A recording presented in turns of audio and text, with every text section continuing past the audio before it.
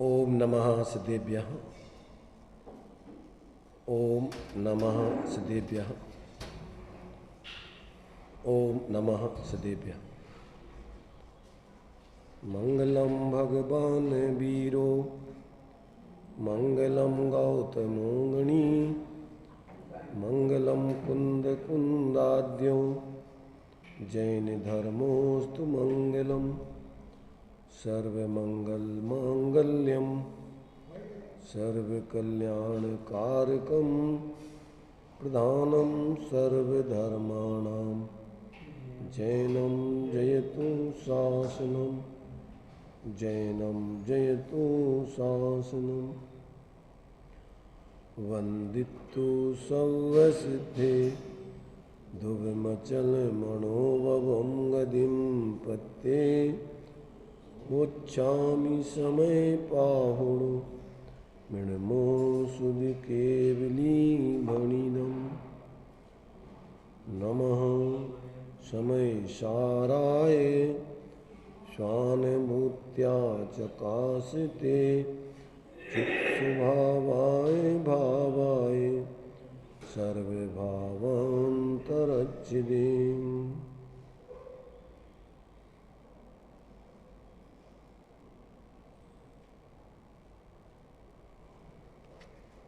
समय सार जी निर्जलाधिकार की अंतिम गाथा चलेगी अपनी, जिसमें सम्यक दृष्टि के प्रभावना अंग की चर्चा की गई है।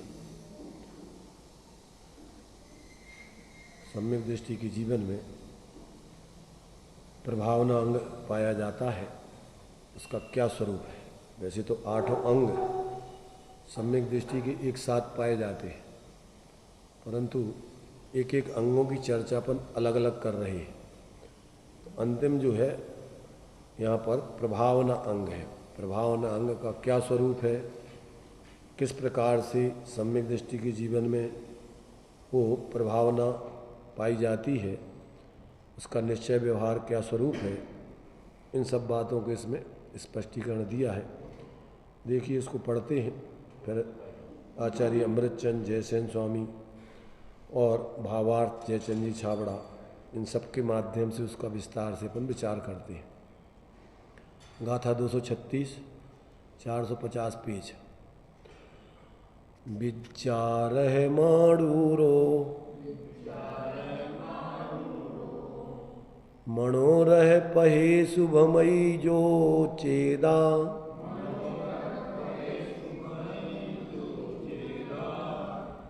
सो जीर्णाण पहावी सम्मादिट्ठी मुने दवो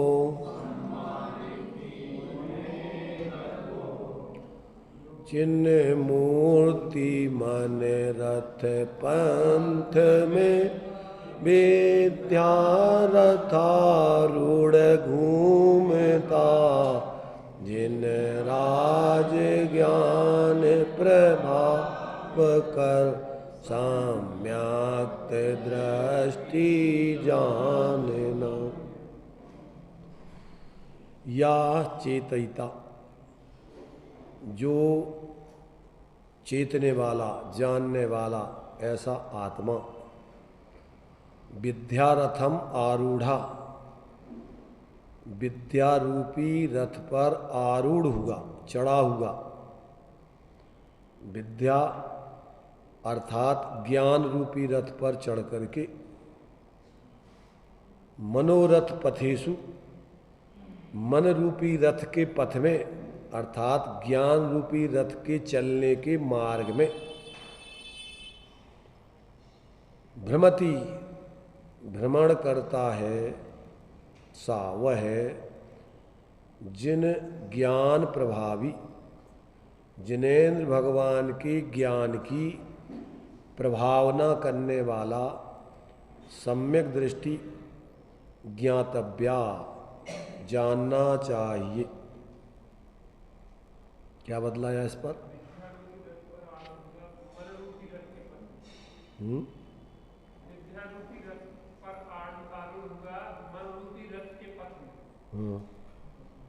अभी खुलासा चलेगा, आप सुनो आगे।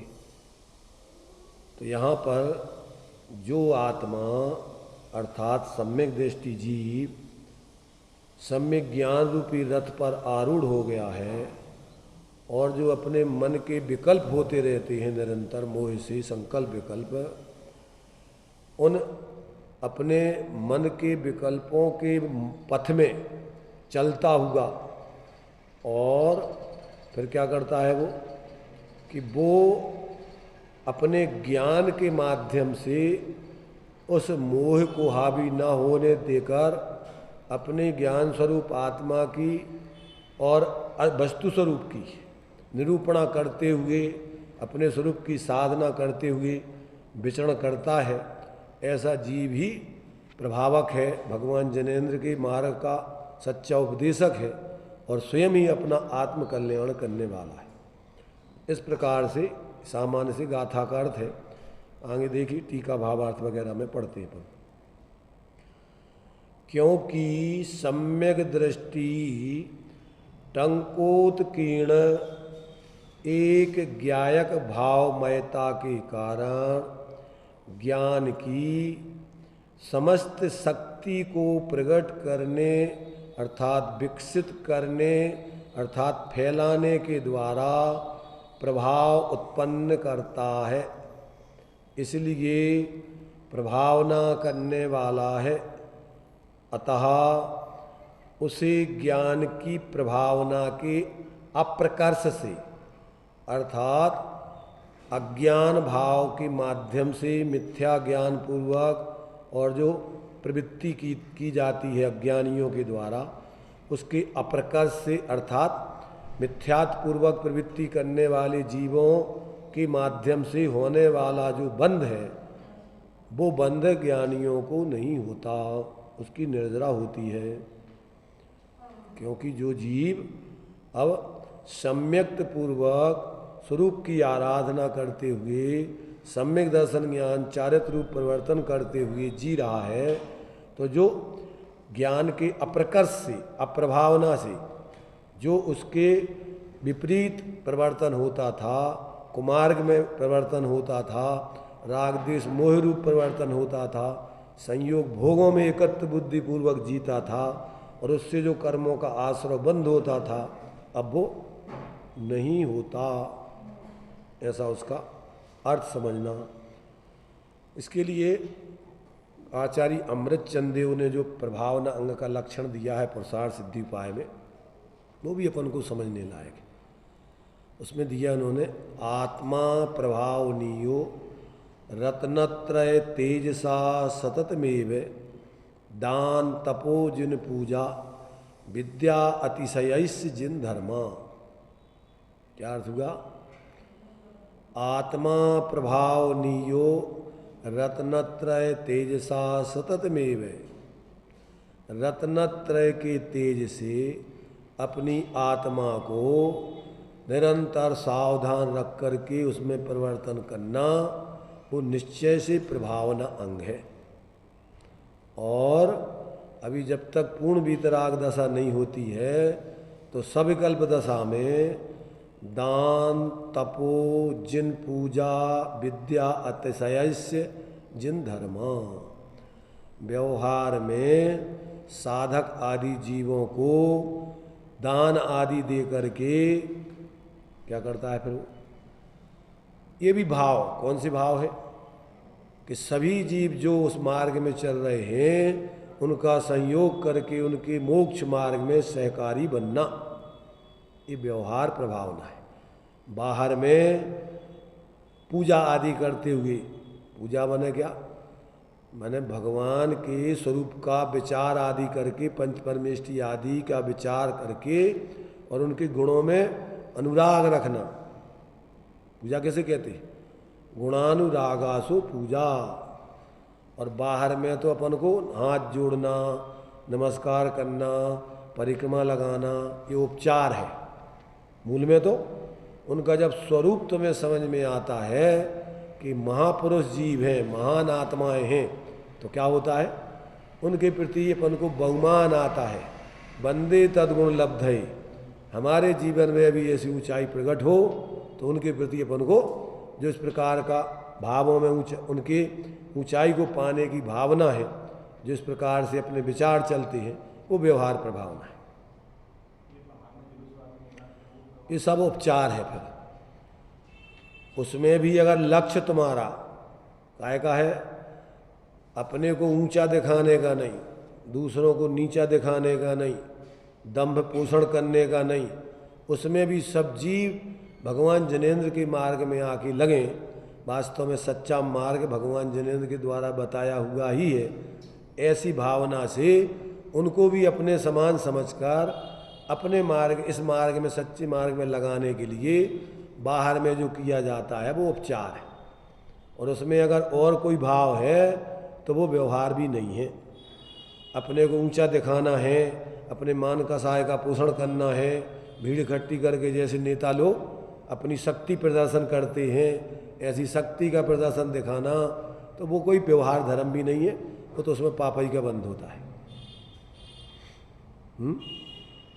समझना है, क्योंकि भगवान जिनेंद्र का धर्म किसी व्यक्ति जाति संप्रदाय का नहीं है, ये तो वस्तु का स्वरूप है, जीव मात्र के कल्याण का इसमें उपाय बतलाया है।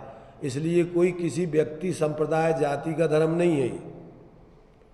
किसका धर्म है? जैन धर्म, जैनों का। ये तो जीव मात्र का धर्म है।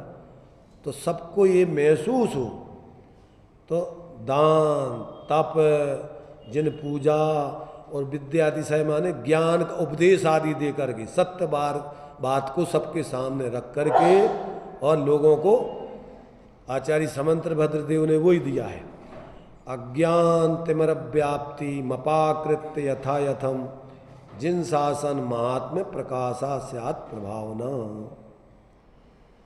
अज्ञान तिमिर से व्याप्त हृदय सब हटे यथा विधि करें उपाय, सत्प्रभावना कहलाती वह जिन रहस्य सबको मिल जाए। भगवान जिनेंद्र ने जो रहस्य आत्म कल्याण करने के लिए जीवों को उपदेश दिया है, पुरुषार्थ सिद्धि उपाय का एक नाम है जिन प्रवचन रहस्य कोश। उमेश चंद जी, पुरुषार्थ सिद्धि उपाय ग्रंथ देखा? पुरुषार्थ सिद्धि उपाय ग्रंथ पढ़ा क्या? पढ़ा था परीक्षा में, तुमने कोर्स में था।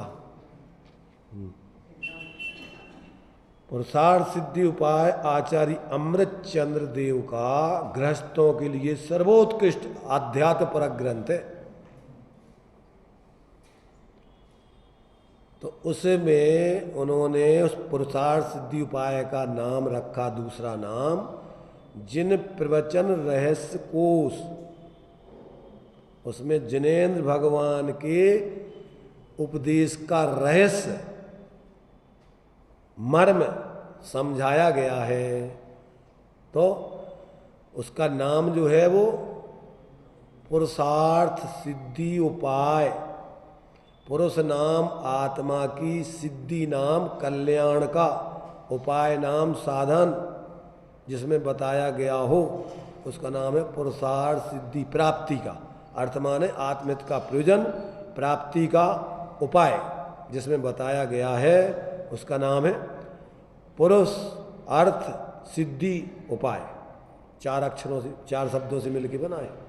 पुरुष नाम आत्मा, अर्थ नाम प्रयोजन हित, आत्मा के हित का है उपाय, उसका सिद्धि, उसकी प्राप्ति का।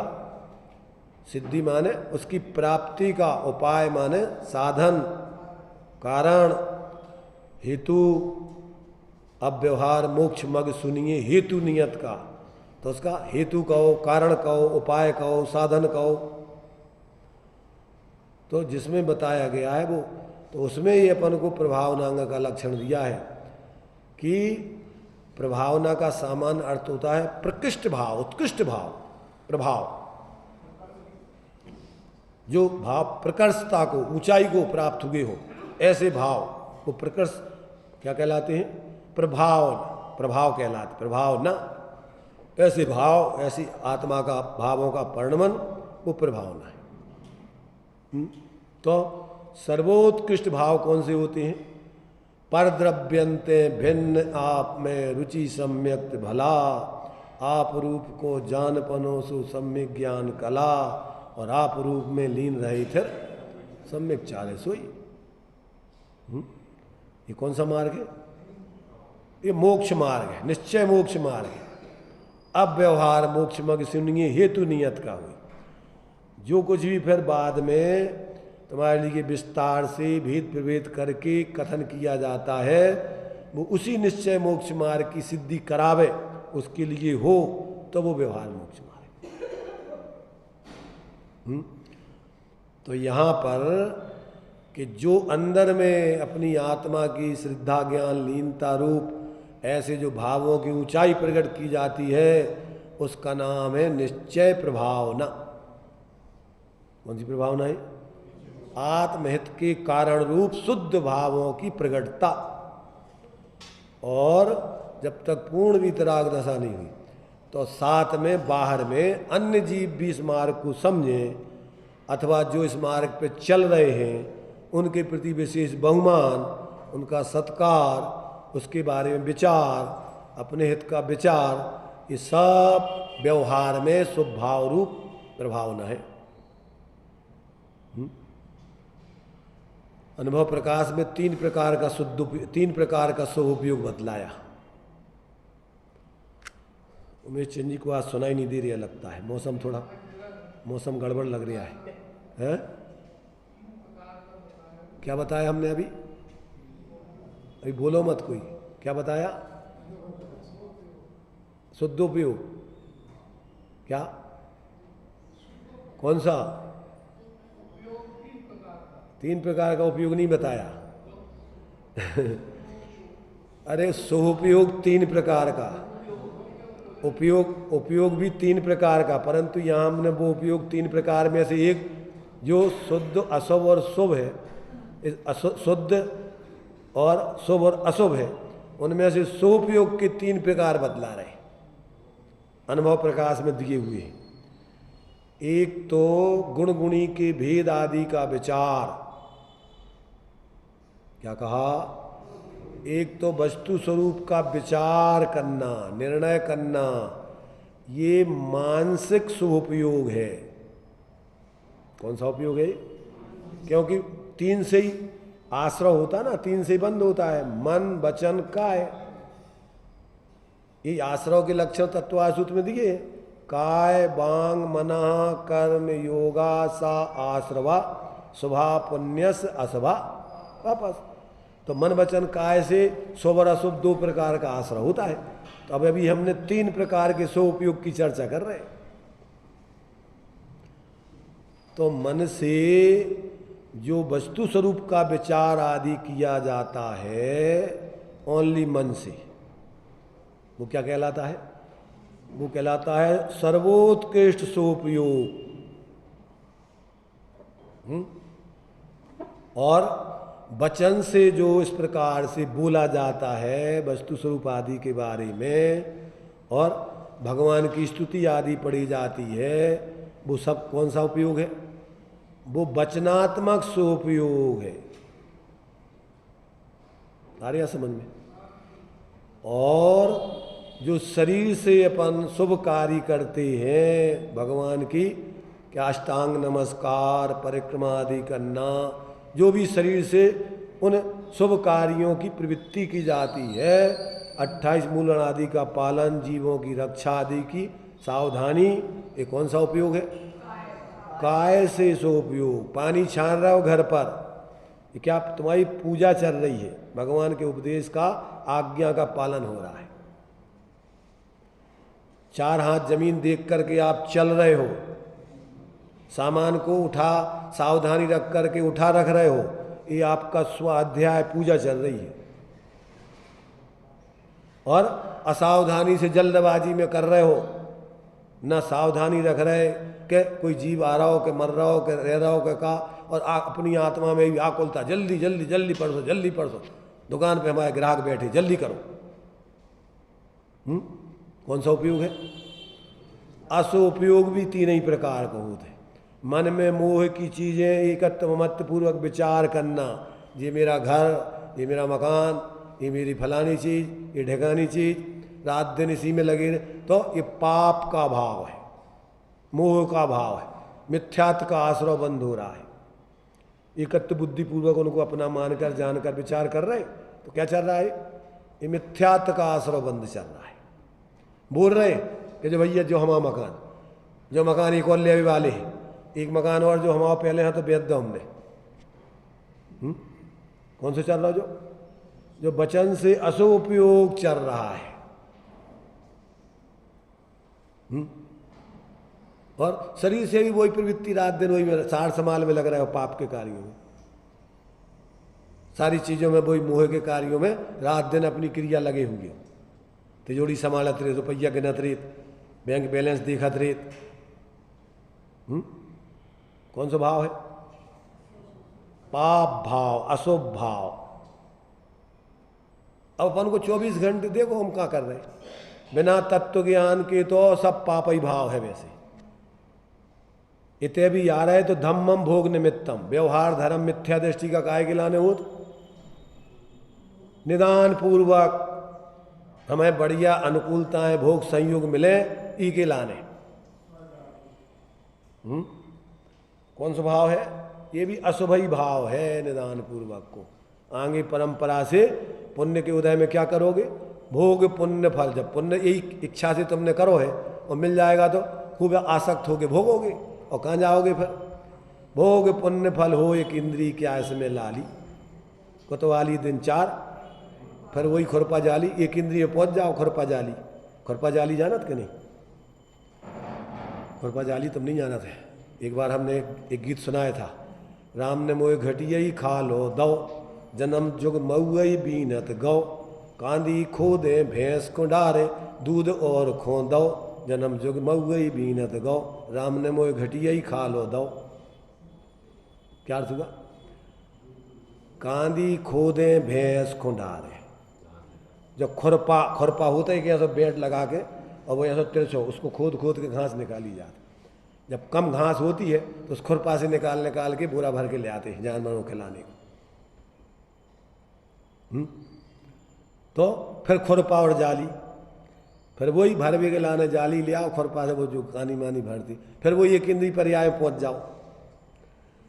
अनादिकाल से जीव निगोदई में रेत है, थोड़े समय के लिए निकलता 30 पर्याय में, ज़्यादा है ज़्यादा साधक 2000 साल, और इसके बाद अगर आत्मकल्याण नहीं करे तो फिर कहाँ जाने, बाहर जाओ, फिर होता ही return to pavilion, back to pavilion.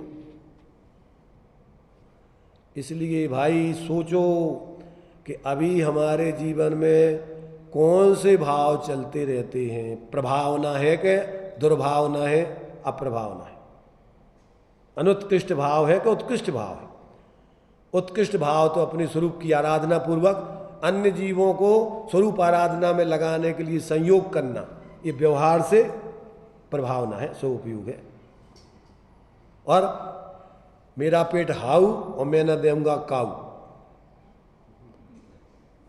जाना तो कुछ नहीं जाना। हमारा पेट इतना बड़ा है कि हम भी तो भल्ले भैया, तुम्हें हम कहाँ से देंगे। पहले बाई जी खा ले में फिर बाइनो बांटे, हमारा भी तो पेट भरो नहीं, हम तुम्हें कहाँ से देंगे। तो मिथ्या दृष्टि का इतना बड़ा पेट है अनंतानबंदी पूर्वक कि उसका पेट कभी भरता ही नहीं है। पेट भर गया तो तिजोरी भी, पर तिजोरी भी कोई एक नहीं है उसकी, बड़ी तिजोरी बढ़ती जाती है और मर जाता है आखिरी दम तक।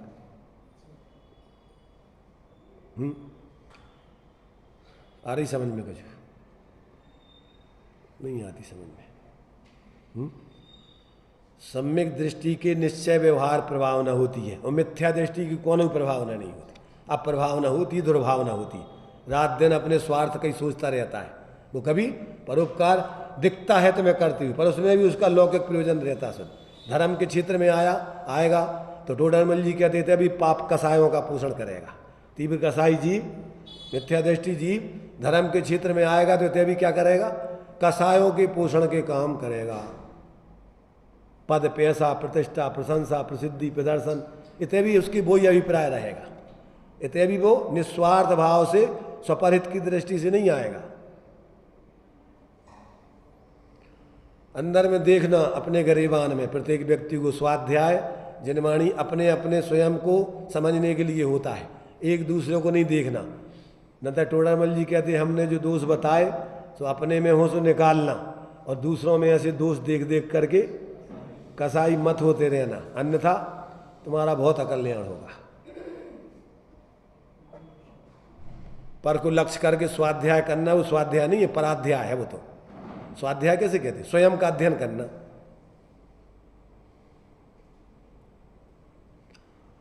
तो थोड़ा अपन को मुखड़ा देख ले दर्पण में। जिनवाणी अपन को आदर्श दर्पण का देव शास्त्रगुरु दर्पण कहलाते हैं। क्या दिखाते हैं तुम्हें? ये तुम्हारे चेहरा मुखड़ा दिखाते हैं कि देखो तुम कहाँ हो, तुम्हारा मूल स्वरूप क्या है और तुम्हारे में काका है। तो अपन देखते हैं कि नहीं? मंदिर में आके अपन अपना मुखड़ा देखत कि नहीं देखत? देखत? कितने लोग देखते हैं? हाथ उठाइए जरा। मंदिर में आके अपन अपने जीवन में का चल रहा है, का अच्छाई का बुराई चल रही है, और फिर जो बुराई हैं उनको अपन निकालने को प्रयत्न करें, और अच्छाई है माने जो अच्छाई तो ये कही है स्वाश्रय से मुक्ति बखानी, ये कई शांति को मार्ग है, सुखी योग, के अलावा कोई दूसरा मार्ग नहीं है। पर जब तक पूर्णता नहीं है तब तक दूसरे जीवों को भी वही सत्य मार्ग बताने का और दूसरों के भी हित करने की भावना पूर्वक निस्वार्थ भाव से उनका भी सहयोग आदि करना, ये व्यवहार प्रभावना है। इसमें आपको साथ ही साथ पुण्य बंध होगा, और भावना आपकी धर्म आराधना करने कराने की है। इसलिए आगे परंपरा से तुम्हें साधन ऐसे मिलेंगे कि तुम संसार में नहीं उलझोगे। और अगर अभिप्राय तुम्हारा खोटा है तो आगे पुण्य के फल में भोग पुण्य फल, पुण्य के उदय में एकत्व बुद्धि करके और उसमें रचोगे पचोगे तो वहां दुर्गति के पात्र परंपरा से होगे। तो यहां पर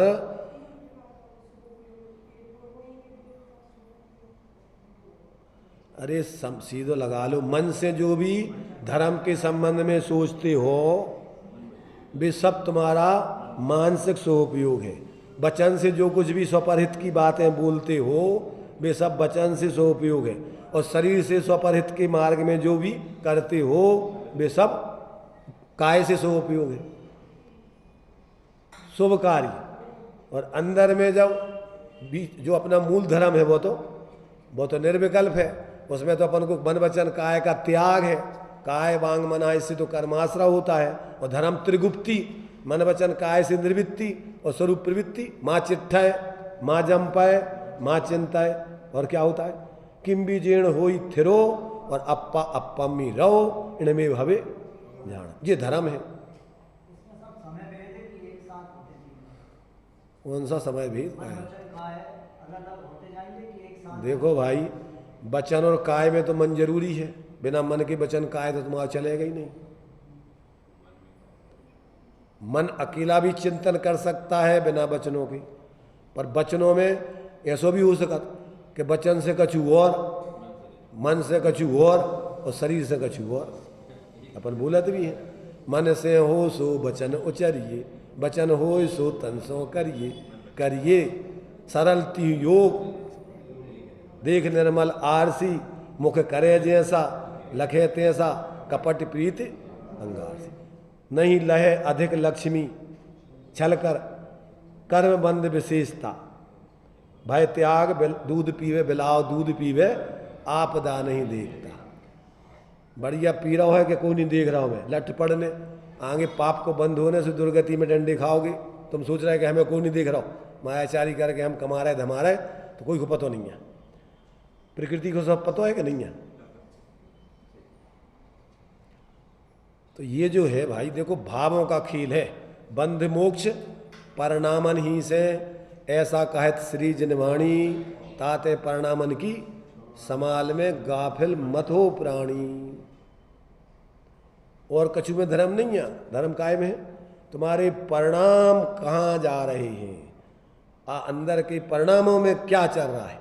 बाहर में तुम का दिखा रहे हो, का कर रहे हो, उसका महत्व नहीं है, परंतु अंदर में क्या चल रहा है अंतर के तल पे। तो जब तक व्यक्ति को ऐसा मन ज्ञान के रथ पे आरूढ़ होकर ये सब व्यवस्था बनती है, जब तक तुम्हारा ज्ञान जागृत नहीं होगा, मुरझाई ज्ञान लता में ये काम नहीं होता है। कैसे होता है? खिल जावे ज्ञान लता, ज्ञान मेरा, अंतर से अपना ज्ञान खिल जावे, जागृत हो जाए, भेद विज्ञान हो जाए, तभी ये सब बातें समझ में आती हैं।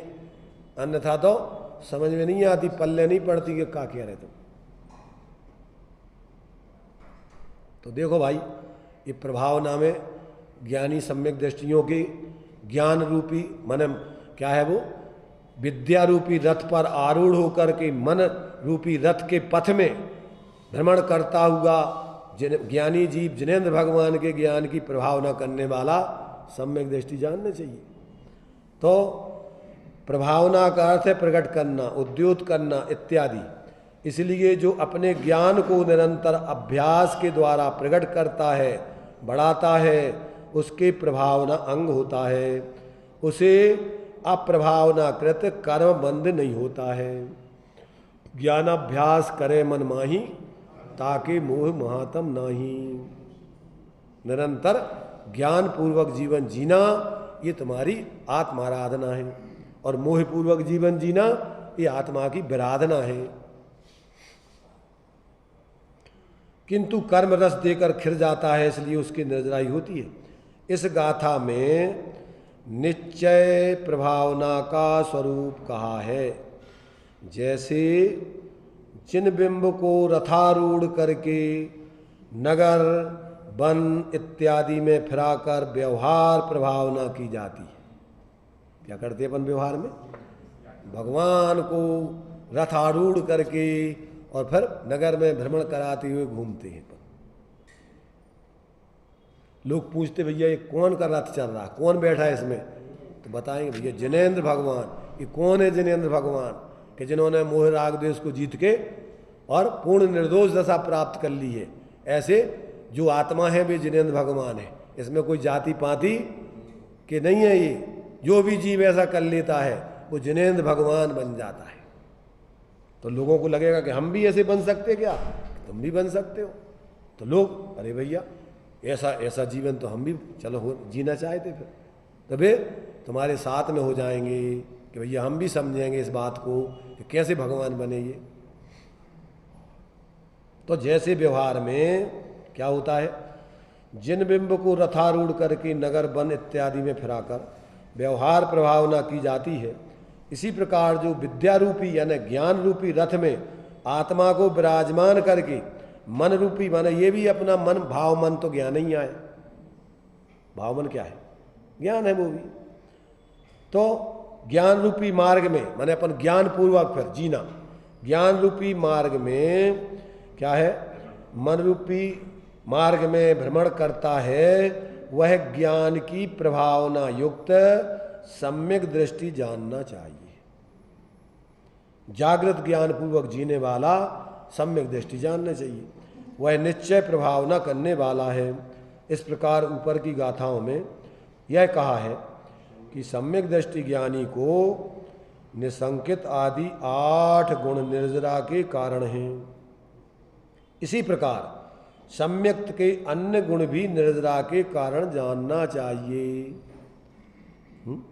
अब वे नीचे इस ग्रंथ में निश्चय नय प्रधान कथन होने से यहाँ निसंकित आदि गुणों का निश्चय स्वरूप, स्वाश्रित स्वरूप बताया गया है।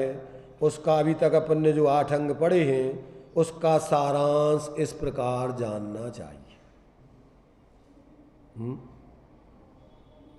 क्या बता रहे? अभी तक जो अपन ने 8 अंगों की चर्चा कर ली, अब एक एक लाइन में, सवा लाइन में उसका संक्षेप में स्वरूप एक बार उपसंहार कर रहे हैं, क्योंकि अंतिम गाथा है। देखिए ये भावार्थ करने वाले पंडित जयचंद जी स्पष्टीकरण दे रहे खुलासा। जो सम्यक दृष्टि आत्मा अपने ज्ञान श्रद्धान में निस्संक हो गया है और भय के निमित्त से अपने स्वरूप से अथवा तत्वों से चलित ना हो अथवा संदेह युक्त ना हो, उसके निसंकित गुण होता है। भय आशा स्नेह लोभास्य, भय से, आशा से, स्नेह से, लोभ आदि से जो धर्म मार्ग से, तत्व के मार्ग से विचलित ना हो, वो निसंकित सम्यक दृष्टि जानना चाहिए। दूसरा, जो कर्म फल की वांछा ना करे तथा अन्य वस्तु के धर्मों की वांछा ना करे, उसके निकांक्षित गुण जानना चाहिए। क्या नहीं करे? जो अपने स्वरूप को छोड़कर आत्मा के आश्रय का या धर्म का फल तो अतीन्द्रिय आनंद है और कर्म का फल आकुलता भोगने में, तो जो अपने उस स्वरूप के आनंद को छोड़कर कर्म फल न चाहता हो, संयोग भोगों को न चाहता हो, अन्य धर्मों को, जो विधर्मियों धर्म नहीं है उनको न चाहता हो, वो क्या है? वो निकांक्षित गुण का धारी सम्यक दृष्टि जानना चाहिए। कठिन है क्या? क्या हो गया? हाँ, जो कर्म फल की वांछा ना करे तथा अन्य वस्तु के धर्मों की, अपने अपने धर्मों को छोड़ के अन्य वस्तु के धर्म चाहिए तुम्हें, पुद्गल के धर्म चाहिए कि अन्य द्रव्यों के धर्म चाहिए, या अन्य जो धर्म नहीं है उनके उनके उनके धर्म चाहिए तुम्हें? चाहिए क्या? अरे भाई, मूल में तो यहाँ अपन को 5 इंद्रियों के विषय भोग क्या चाहिए तुम्हें? पुद्गल का फल चाहिए तुम्हें, कर्म फल कह रहे ना ये, तो कर्म फल माने क्या तुम पुण्य के फल को चाहते हो? भोग संयोग चाहते हो? क्या तुम कसाय पूर्वक जीवन जीना चाहते हो? ये कर्म का फल है। क्या तुम अज्ञानता पूर्वक जीवन जीना चाहते हो? ये सब कर्म का फल है। क्या इनको चाहते हो तुम? जो सम्यक दृष्टि होता है इनको चाहता है क्या? वो नहीं चाहता है। इसलिए वो अपने स्वरूप को छोड़ के वो कुछ नहीं चाहता, अपने स्वरूप की पूर्ण आराधना और पूर्ण विकास चाहता है, इसके अलावा उसको बाहर का कुछ नहीं चाहिए। वो क्या है? वो निकांक्षित गुण वाला है, उसको कोई आकांक्षा अपने स्वरूप से अतिरिक्त उसको कुछ नहीं चाहिए। नंबर 3, जो वस्तु के धर्मों के प्रति गिलानी ना करे, उसके निर्वित चिकित्सा गुण होता है। स्वभाव तो अशुचौ काये रत्नत्रय पवित्र ते, निर्जुगुप्सा गुण प्रीति मता निर्वित चिकित्सता। किसे कहते निर्वित चिकित्सा? तन स्वभाव से ही अशुचि है, रत्नत्रय संग पूज्य कहा, घृणा त्याग गुण प्रीति करे जो, निर्वित चिकित्सा उसे कहा। जो क्या नहीं करता है?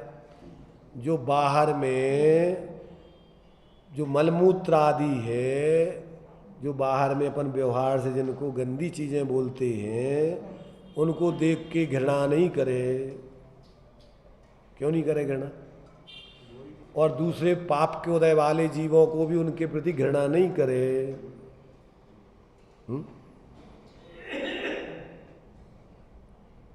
अभी हम लोग घूमने गए थे तो एक युवक बैठा हुआ था कुर्सी पर तालाब के किनारे, और 2-3-4 दिन से उसको देख रहे। मनहूस, बहुत ही माने अंदर से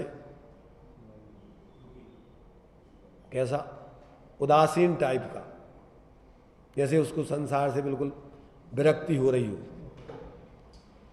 बैठा हुआ था। आज हम लोगों ने सोचा कि इससे पूछे तो भाई क्या बात है, यहाँ बैठा रहता अकेला, बैठा रहता है, अपने कर्म से हाथ लगाए सोचता रहता है। तो उससे पूछा कि भाई कहाँ से पधारे आप, कौन हो तुम, क्या करते हो? तो नहीं कुछ नहीं, हम यहीं रहते हैं। तुमने कि कहाँ, क्या बताया था कहाँ रहता हूँ? है बैरागढ़ में। बैरागढ़ में मैंने क्या घर परिवार तुम्हारा? कि नहीं हम तो विद्यार्थी हैं, पढ़ने आए हैं। जहाँ वो विराग सागर जी का गांव है ना, जो पथरिया के हैं, एमए कर रहे हैं। तो ऐसे क्यों बैठे रहते हो तुम उदास से बिल्कुल?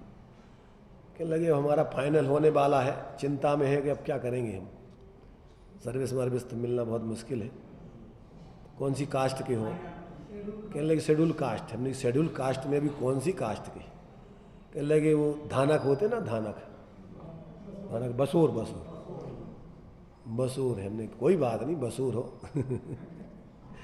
यही में आदमी को क्या है, बहुत अंदर में अपन को हीन दीन महसूस करता है।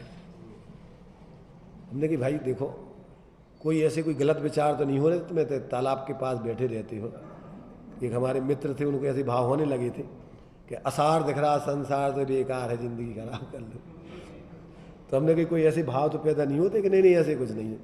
सोचते रहते हैं कि सर्विस अब कैसी मिलेगी, क्या होगा, कुछ यही विचार चलते रहते और कुछ नहीं। हमने कहा कोई हम लोगों को लायक सेवा हो तो बताओ, कोई परेशानी हो कि नहीं, ऐसी कोई सर्विस की व्यवस्था चाहिए और तो कुछ नहीं है। और तो ऐसा कोई विचार ऐसा तो नहीं है अभी कहीं। मतलब ये है कि प्रत्येक व्यक्ति अपने आप में क्या महसूस कर रहा है? असहाय महसूस करता है,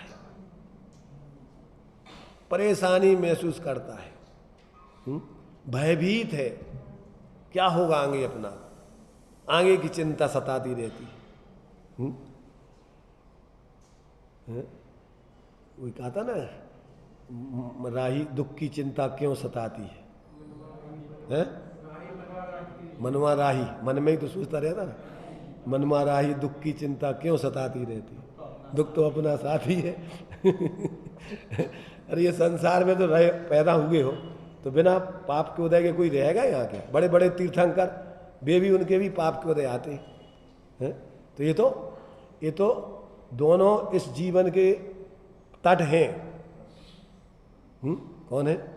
सुख दुख दोनों रहते हैं, जीवन है वो गांव, कभी धूप कभी छांव। तो ये तो संसार का रूप ही है कि इसमें पुण्य पाप के उदय सबके आते रहते हैं। परंतु जब तक तुम इनसे पृथक अपने स्वरूप को नहीं देखो, वास्तविक तत्व को नहीं जानो, तब तक तुम सब अपने आप को बेसहाय, असहाय, अपने को दीनहीन, मजबूर, दुखी, भयभीत। कितने ही बाहर में तुम, कितने ही बड़े पद वाले हो तो पद छूट ना जाएगी चिंता, पैसे वाले हो तो अब जो छूटेगा। देव तो पुण्य के उदय छूटने में एक इंद्री बन जाते दूसरे स्वर्ग तक के देव, कि अब जो छूट रहा है 6 महीना पहले से उनकी जब माला मुड़ जाती है तो क्या होता है, इतने परिणाम बिगाड़ते, संक्लेशित करते हैं उस संयोग भोगों में एकत्र बुद्धि से, एक इंद्री तक हो जाते। और जिसको अंदर में अपने स्वरूप की शाश्वतता का बोध नहीं हो तो उनके तो ये भाव चलते ही रहते हैं।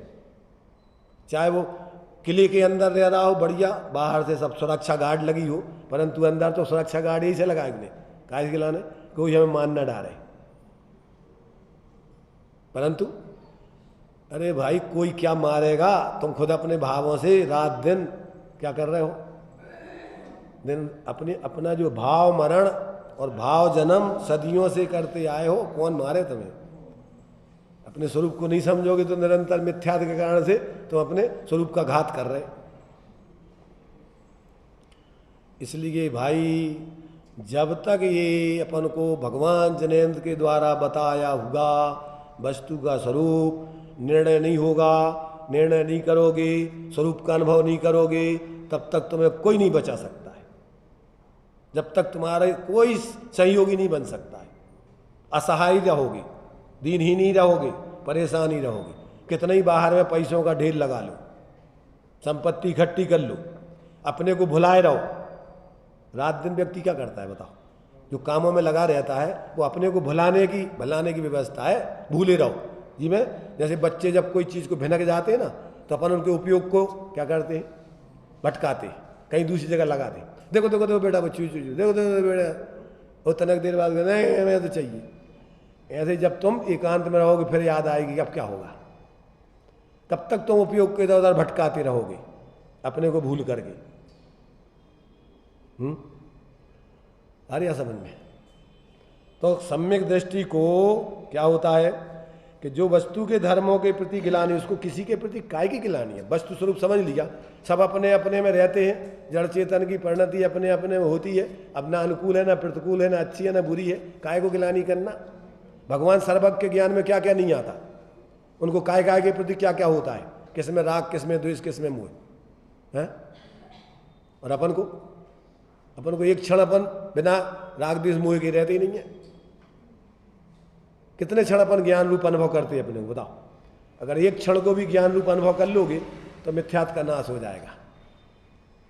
ज्ञान अनुभूति रेव आत्मानुभूति, और आत्मानुभूति हुई माने मिथ्यात्व का नाश, मोक्ष मार्ग की प्राप्ति।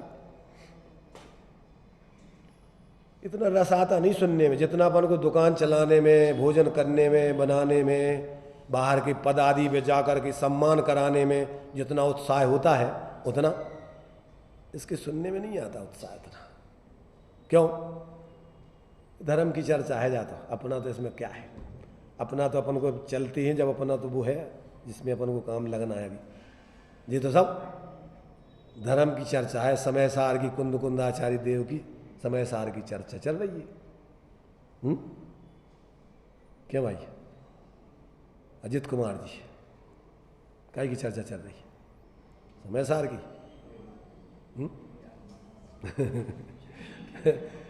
अरे समय सार, प्रत्येक जीव का स्वरूप, मूल स्वरूप क्या है, प्रत्येक जीव की कहानी चल रही जा। जैसे बोलते ना क्या, वो कह रहे ताश भ्रमण की है बहू का, पे कछु कहूँ कहीं मुनिया था, तो तुम्हारी कहानी है। तम यत बेहत्तम दायम अपनों सभी बेण यदि दायज प्रमाणम, तो तुम्हें हम तुम्हारी कहानी सुना रहे। अपने स्वरूप को समझ लो तो ठीक है, नहीं समझोगे तो जानो। तो देखो, जो वस्तु के धर्मों के प्रति जब वस्तु स्वरूप समझ लेता है, कोई इसके प्रति गिलानी नहीं करता है, उसके निर्भित चिकित्सा गुण होता है। और जो स्वरूप में मूढ़ ना हो, मूढ़ माने मूर्ख, अविवेकी, अज्ञानी, जो स्वरूप में मूढ़ ना हो, स्वरूप को यथार्थ जाने, उसके अमूढ़ दृष्टि गुण होता है। और जो आत्मा को शुद्ध स्वरूप में युक्त करे, मैंने अपने परिणामों को अपने स्वरूप में अपरिणामी में लगावे, आत्मा की शक्ति बढ़ावे, पर्याय में उसकी शक्ति को प्रकट करे, अन्य धर्मों को गौण करे, उस उपगूहन गुण का धारी होता है। दोषों का अन्य माने विकारी परिणाम आदि उनको गौण करके, संयोग आदि को गौण करके अपने स्वरूप की ऊर्ध्वता करे, उपग्रहण भी बोलते इसको। जो स्वरूप से च्युत होते हुए आत्मा को स्वरूप में स्थापित करे, उसे स्थितिकरण गुण होता है। दर्शनात् चरणात् द्वापि चलताम धर्म वत्सलई प्रत्यवस्थापनम प्राज्ञई। स्थितिकरण सदर्शन अरु सदाचरण से पतत यदि हो धर्मी जन, उसे उन्हें उसी में स्थिर कर देना ज्ञानी का स्थितिकरण। जो अपने स्वरूप के प्रति विशेष अनुराग रखता है, उसे वात्सल्य गुण होता है। ये निश्चय की बात चल रही ना, व्यवहार का भी नीचे दिया है। जो आत्मा के ज्ञान को प्रकाशित करता है, प्रकाशित कर प्रकट करे, उसके प्रभावना गुण होता है। ये सभी गुण उनके प्रतिपक्षी दोषों के द्वारा जो कर्म बंध होता था, उसे नहीं होने देते, और इन गुणों के सद्भाव में चारित्र मोह के उदय रूप शंका आदि प्रवर्ते, तो भी उनकी यानी शंका आदि की परंपरा से निर्जरा ही हो जाती है, नवीन बंध नहीं होता। क्योंकि बंध तो प्रधानता से मिथ्यात्व के अस्तित्व में ही कहा गया है। सिद्धांत में गुणस्थानों की परिपाटी में चारित्र मोह के उदय निमित्त से सम्यक दृष्टि के जो बंध कहा है, वह भी निर्जरा रूप ही, निर्जरा के समान ही समझना चाहिए। क्यों? क्योंकि सम्यक दृष्टि के जैसे पूर्व में मिथ्यात्व के उदय के समय बंधा हुआ कर्म खिर जाता है। नहीं, किसकी? सम्यक दृष्टि की। क्योंकि सम्यक दृष्टि के जैसे पूर्व में मिथ्यात्व के उदय के समय जो बंधा हुआ कर्म है वो खिर जाता है, उसी प्रकार नवीन बंधा हुआ कर्म भी खिर जाता है। उस कर्म को के स्वामित्व का अभाव होने से वह आगामी बंध रूप नहीं किंतु निर्जरा रूप ही है। जैसे कोई पुरुष दूसरे का द्रव्य उधार लाया हो तो उनमें उसे ममत्व बुद्धि नहीं होती। वर्तमान में उस द्रव्य से कुछ अपना कार्य कर लेना हो तो करके पूर्व निश्चयानुसार नियत समय पर उसके मालिक को वो सौंप देता है। नियत समय के आने तक वह उस द्रव्य के उसके घर में वह द्रव्य उसके घर में पड़ा रहे तो भी उसके प्रति ममत्व न होने से उस पुरुष को उस द्रव्य का बंधन नहीं कहा जाता। वह उसके स्वामी को दे देने के बराबर ही समझना।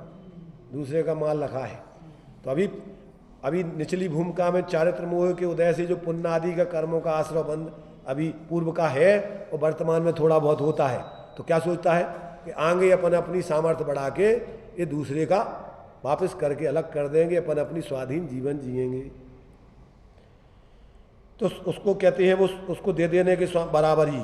इसी प्रकार ज्ञानी कर्म द्रव्य को पराया मानता है, इसलिए उसे उसके प्रति ममत्व नहीं होता है। अतः उसके रहते हुए भी वह निर्जरित हुए के समान ही ऐसा जानना चाहिए। कितनी अजब गजब की व्यवस्था है। अब व्यवहार में तो इससे थोड़ा शुभ का भाव है। अब उसमें तो अपन ने जो विस्तार में चर्चा की ना, देखो एक एक लाइन में है, इसको भी पढ़ लेते हैं। यह निसंकित आदि 8 गुण अब व्यवहार रूप से व्यवहार नय से व्यवहार मोक्ष मार्ग में इस प्रकार लगाना चाहिए। जिन वचनों में संदेह नहीं करना, जिन वचन में संके ना और भय के आने पर व्यवहार दर्शन ज्ञान चारित्र से नहीं डिगना, सो निसंकित तत्व है। निसंकित तत्व माने शंका रहित है और संसार दे भोगों की वांछा से तथा परमत की वांछा से व्यवहार मोक्ष मार्ग से चलायमान न होना सुनिकांक्षित तत्व है। अपवित्र दुर्गंधित आदि वस्तुओं के निमित्त से व्यवहार मोक्ष मार्ग की प्रवृत्ति के प्रति गिलानी न करना सो निर्विचिकित्सा अंग जानो। देव गुरु शास्त्र लौकिक प्रवृत्ति अन्य मतादि के तत्वार्थ के स्वरूप इत्यादि में मूढ़ता न रखना, उनका यथार्थ स्वरूप जानकर प्रवृत्ति करना सो अमूढ़ दृष्टि नाम का अंग जानना। धर्मात्मा में कर्मोदय से कोई दोष आ जावे तो उसे गौण करना और व्यवहार मोक्ष मार्ग की प्रवृत्ति बढ़ाना सो उपगूहन अथवा उपग्रहण अंग जानना। उसको धैर्य बना के और उसमें किसी प्रकार विचलित नहीं होने देना। तो जो है उपगूहन, उसके दोषों को ढकना, ऊर्ध्व नहीं करना। व्यवहार मोक्ष मार्ग से च्युत होते हुए आत्मा को स्थिर करना सो स्थितिकरण है। और व्यवहार मोक्ष मार्ग में प्रवृत्ति करने वालों पर विशेष अनुराग होना सो वात्सल्य गुण है। और व्यवहार मोक्ष मार्ग का अनेक उपायों से उद्योत करना सो प्रभावना व्यवहार में जानना। इस प्रकार 8 गुणों का स्वरूप व्यवहार नय को प्रदान करके कहा है। यहाँ निश्चय नय प्रधान कथन में उस व्यवहार स्वरूप की गौणता है। सम्यक ज्ञान प्रमाण दृष्टि में दोनों प्रधान हैं, दोनों का यथार्थ बोध होता है। इस प्रकार स्यादवाद मत में कोई विरोध नहीं जानना चाहिए। दोनों मुख्य हैं, दोनों प्रधान हैं, दोनों को एक साथ देखा जा रहा है कि इसकी भी इतनी उपयोगिता है, इसकी भी इतनी उपयोगिता है, इसलिए उसमें कोई गौण और कोई मुख्य नहीं है, उसमें दोनों यथार्थ भाषित होते हैं।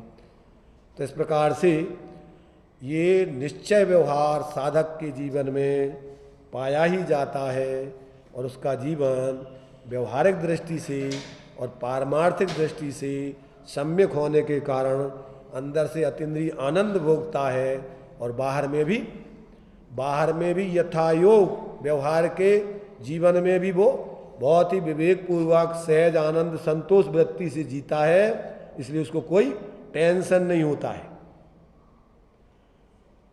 स्टेशन पे अपन को जो है जब गाड़ी आने वाली होती है तो कहते हैं अटेंशन प्लीज, टेंशन से रहित हो जाओ, अब आपकी चिंता हम दूर करने वाले।